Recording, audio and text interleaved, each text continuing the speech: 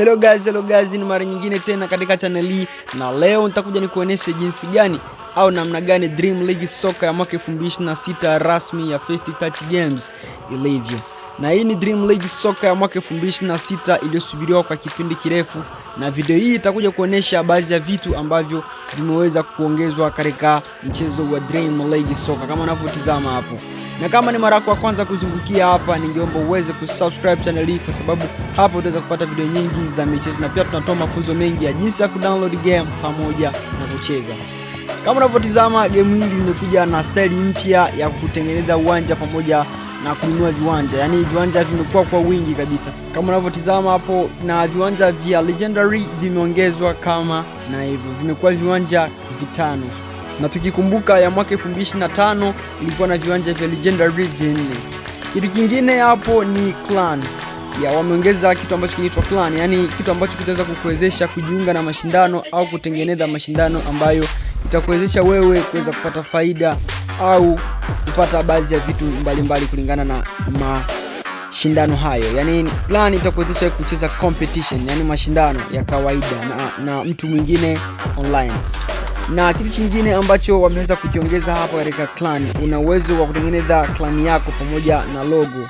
Kama unavyotazama, unaweza kutengeneza logo yako, kutengeneza na jina la clan yako, ambayo yani competition ambayo itaweza kukufaidisha wewe kupata pesa.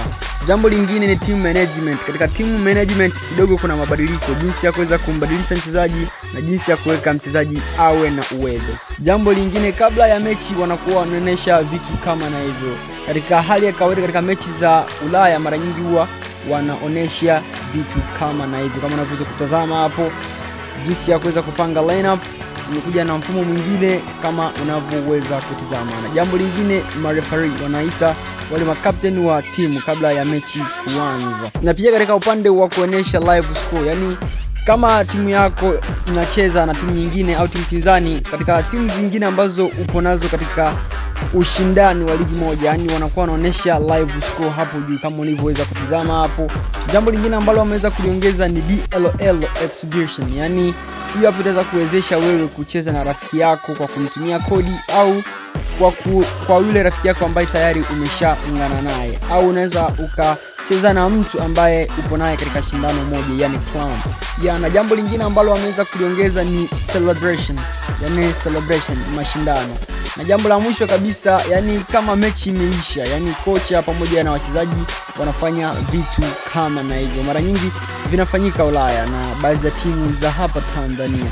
Na pia mechi ikimalizika wanaonesha sehemu kama na hiyo ya player of the match, yani mchezaji bora wa mchezo. Na kama ni mara yako ya kwanza katika channel hii, ningeomba uweze kusubscribe channel hii, kwa sababu hapo utaweza kupata video nyingi za michezo.